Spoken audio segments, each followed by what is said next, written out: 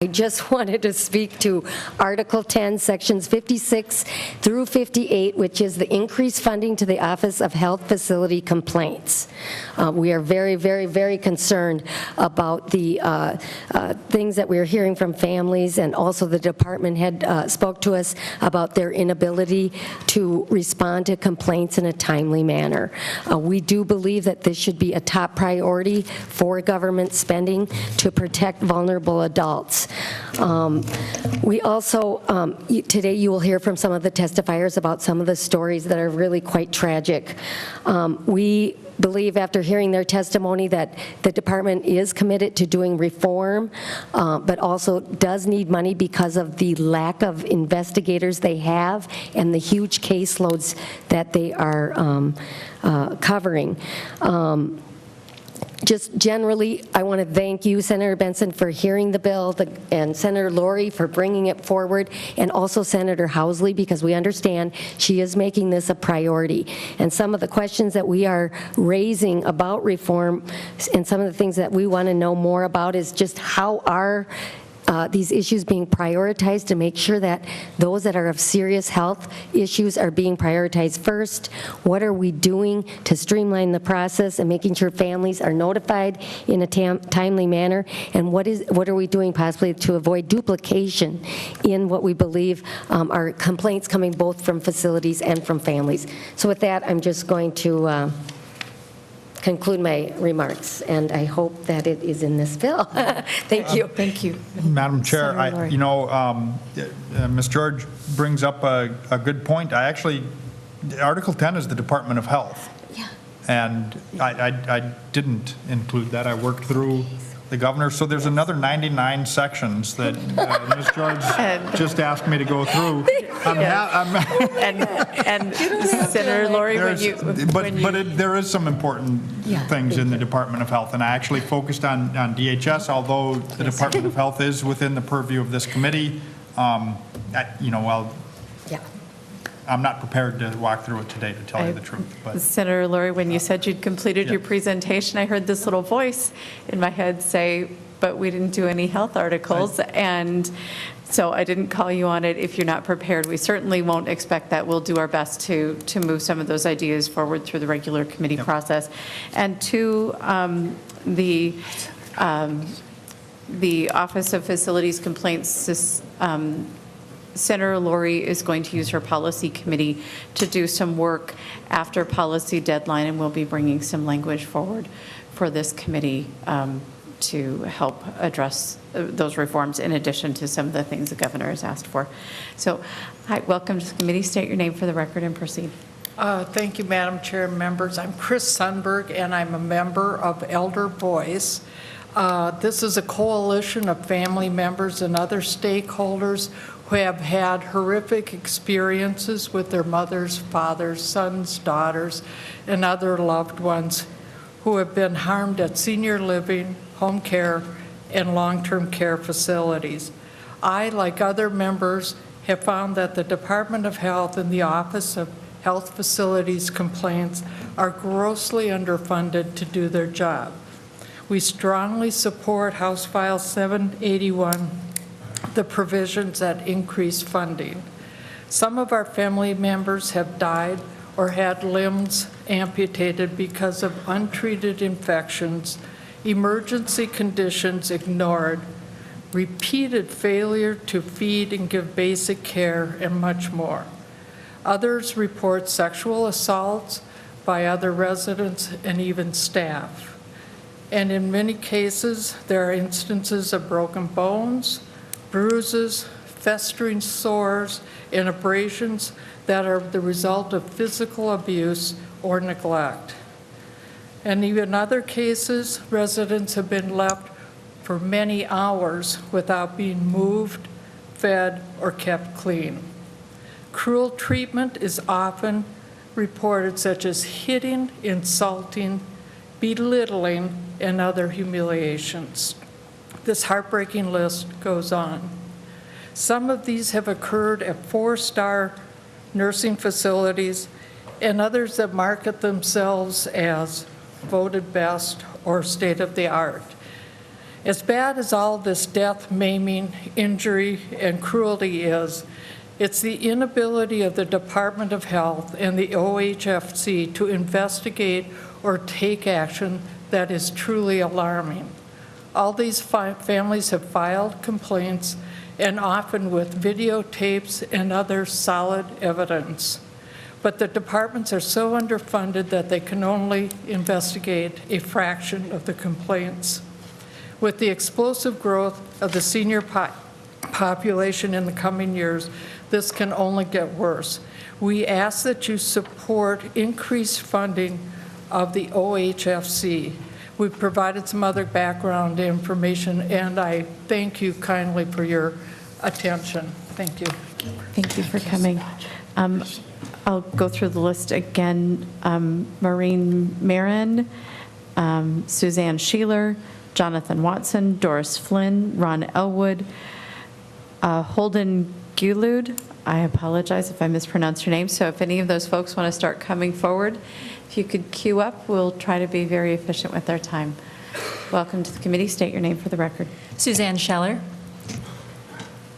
Thank you, Madam Chair and members of the committee. I, too, am testifying in support of increased OHFC funding.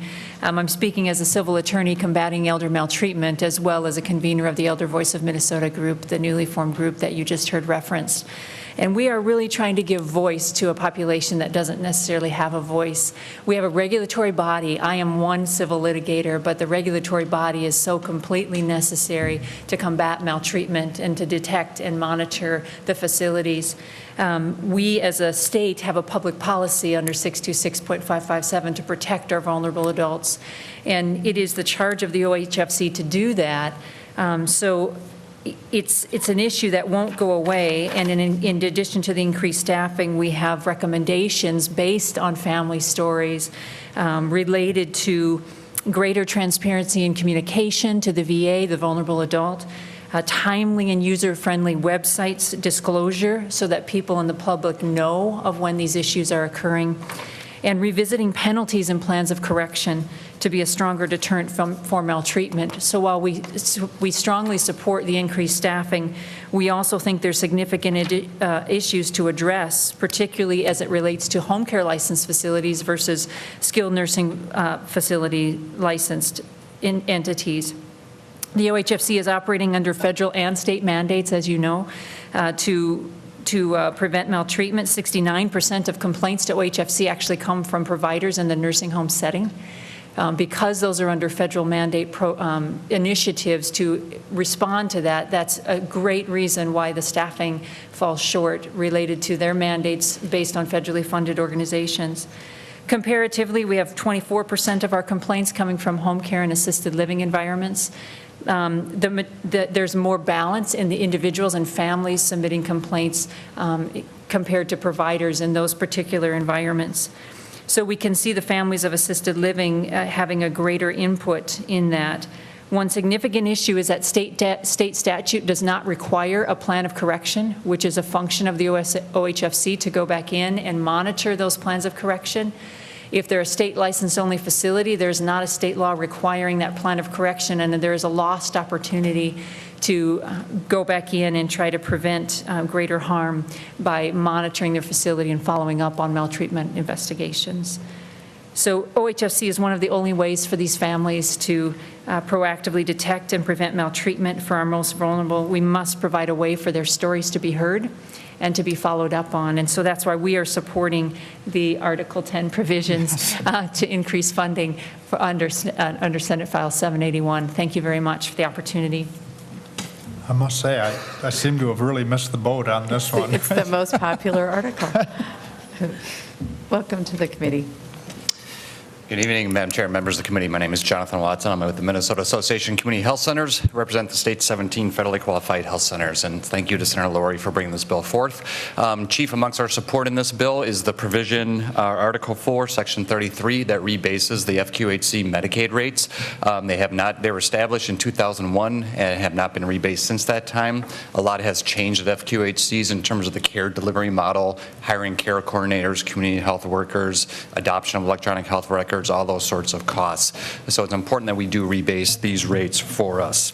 The other pieces of the bill, just being very brief, looking at the integrated health partnership provisions in the bill, Article 4, Section 40, looking at the upfront investments, the enhanced HIT exchange, health information exchange, and some of the risk adjustment of the quality measures is very important. 10 FQHCs are one of the 6 original IHPs that has been operational in the state now. Over the last 3, almost 4 years now, they've been able to save about $18 million and reduce ER use by almost 20% for the attributed population. So these investments really build on the IHP program that FQHCs has been very successful with. The other 3 pieces I'll mention very briefly, the long-acting reversible contraception, the LARC, I like saying LARC, is a provision that will really benefit community health centers given our payment mechanism. It's very hard for us to use these services, so this grant program will really be deployed at community health centers.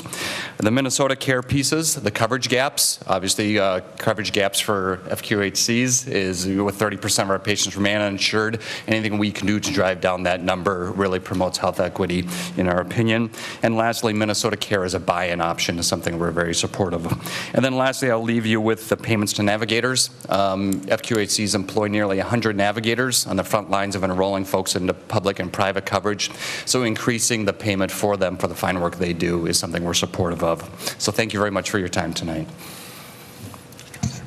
Thank you. Welcome to the committee. Good afternoon, Chair Benson and members of the committee. My name is Dolores Flynn. I live in Roseville. I have a 46-year-old son, Scott, who is cared for by several home care workers represented by SEIU.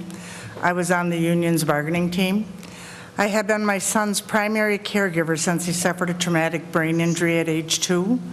Recently, he had a massive brain hemorrhage. He now requires care 24 hours a day. My husband and I cannot provide this care for him by ourselves. The home care workers provide Scott with dignity, respect, a sense of community. Without these home care workers, Scott would be in a hospital, not an institution, a hospital. Because of the low wages and few benefits that home health care provides, it's almost impossible to find qualified care workers. I ask that you please approve the governor's budget proposal to support the new SEIU contract. It invests $48 million with a matching $48 million grant from the feds to increase wages and benefits for over 50,000 home care workers, including the 27,000 self-directed workers that are covered by the new contract. For these self-directed workers covered by this contract, the minimum wage will increase from $11 an hour to $13. There is an additional 10% rate increase for clients like Scott with complex care needs. A new voluntary online matching registry will make it easier for myself and clients to find qualified, willing workers in the areas that we live. Training opportunities have been expanded and paid time off accrues faster. Even though they are not covered by the SEIU contract, the bill also provides an equal rate increase for traditional PCAs, where private agencies hire and supervise the worker for the clients. Finally, no worker is or will be required to join SEIU or pay any fees to the union. Clients and responsible parties also maintain the right to direct their care, supervise hiring and firing any caregiver. This contract will alleviate the dire shortage of qualified workers in this state. This shortage has placed clients' safety and their health in jeopardy. It will also improve the quality of care and the quality of life for the workers. Thank you. Thank you. Welcome to the committee. Thank you, Madam Chair. My name is Hodan. Thank you for the opportunity to testify today on Senate File 781, Article 4, Section 4, to increase per enrollee reimbursement rates from $25 to $70.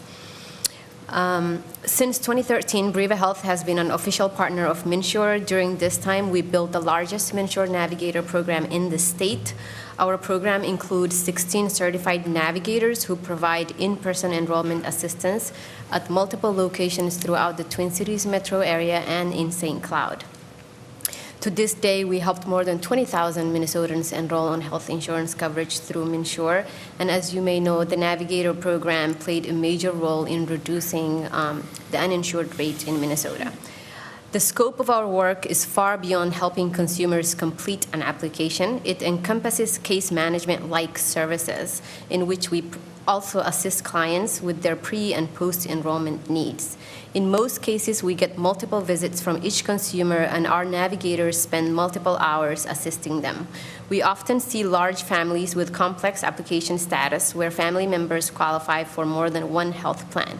We also see many consumers with pending cases needing us to help them follow up on their application and submit an appropriate paperwork. For many refugees and new immigrants, the system does not recognize them. So this means we have to help them submit the required paperwork to MinSure to help them create an account prior to enrollment.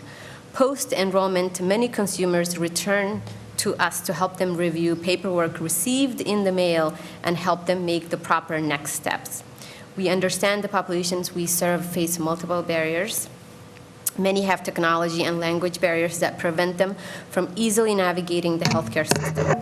For them, we are their trusted source of information and a place to obtain health coverage. They know we will do whatever it takes to help them navigate the system and get enrolled on the appropriate health plan for them and their families. To help us meet the costs of this program, BREVA strongly supports the per enrollee reimbursement rates be increased from $25 to $70. Thank you so much for the opportunity. Thank you. Welcome to the committee. Thank you, Madam Chair and members of the committee. Ron Elwood with Legal Aid. I know it's been a long day and appreciate indulging our ability to testify today. I'm also speaking today on behalf of one of Legal Aid's statewide programs, the Minnesota Disability Law Center.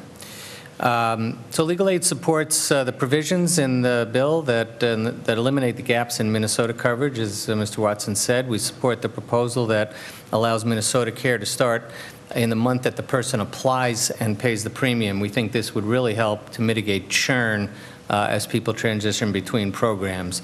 We also support the proposal that directs DHS to seek a federal waiver to eliminate the federal family glitch for families eligible for Minnesota Care. As you probably know, that is a problem that has meant that spouses of employees with employer-based coverage are often left without affordable health care coverage. The affordability standard for the employer-based coverage is based on the cost of a single coverage and not the cost of family coverage, and many simply can't afford it. We also strongly support, as several others have mentioned, aligning the navigator payments. MA enrollees are not computer savvy, have limited English proficiency often, and do not have access to computers. The healthcare Financing Task Force acknowledged the important work that navigators are doing in providing outreach and enrollment. Legal Aid has a navigator program, and the 2016 report of the task force under the Removing Barriers to Access to Coverage and Care and Addressing Disparities section did recommend expanding the capacity of community-based consumer assistance, and this proposal to increase payments from 25 to 70 would really help maintain and expand consumer assistance. And finally, on the managed care regulations, as Senator Lurie mentioned, the department plans to scale back the provisions to those that just must be implemented this year, and we support that decision. And we'd like to continue to work on any provisions that are moving this year. And as Senator Lurie mentioned, the recodification is a much larger undertaking, and we really look forward to working with the department and other stakeholders in the interim to work on those provisions. Thank you very much. Thanks, Rob. Thank you. I have Jennifer Johnson and Jinli Palin.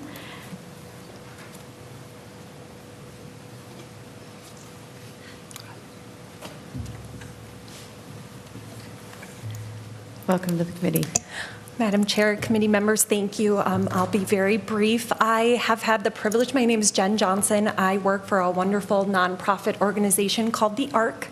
I have had the privilege of being a MinSure navigator for the last 4 years. My organization serves individuals with intellectual and developmental disabilities, and I am here to speak in support of the per enrollee reimbursement rate. Currently, for medical assistance, a navigator like myself, my organization receives $25 per person that we successfully get onto medical assistance. My organization really provides specialized navigation services. People with disabilities, very often, it's not just going onto the MNsure website and submitting an online application. There very often are additional paperwork and processes that the individuals I work with are required to go through in order to qualify for health care that is ultimately going to access and fund services that help support people with disabilities to live out in the community.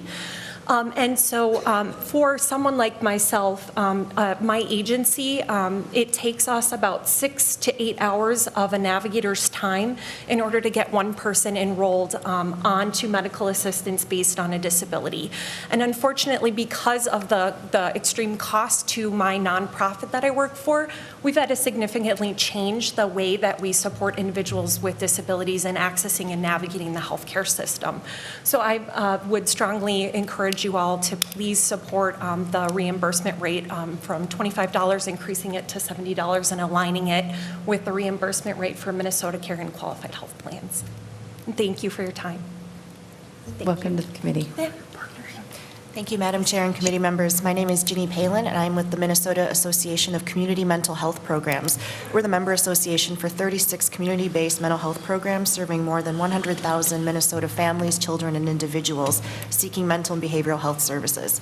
As part of the safety net and essential community providers, we serve all who come to us regardless of their insurance status, their ability to pay for the services, or where they live. Thank you very much for this opportunity to voice our support for Senate File 781. Thank you, Senator Laurie. I echo many of the comments of the testifiers who commented before me. I'll just add a few thoughts, and specifically to the mental health provisions. We're in very strong support of strengthening community mental health infrastructure in the state, and for the increase to fee-for-service rates for outpatient mental health services by 5%. Our Minnesota healthcare mental health system is in desperate need of more sustainable reimbursements so that we can maintain necessary services while longer-term system redesigns are being implemented. We look forward to partnering with you on additional proposals to address mental health provider reimbursements under managed care and PMAPs as well, and to set a PMAP floor at the published managed care, or at the published fee-for-service rate, to make sure that those increases in rates get all the way to the providers who are offering the services. We do have a letter in your packet that outlines some more details of some of these proposals. Thank you very much for this opportunity.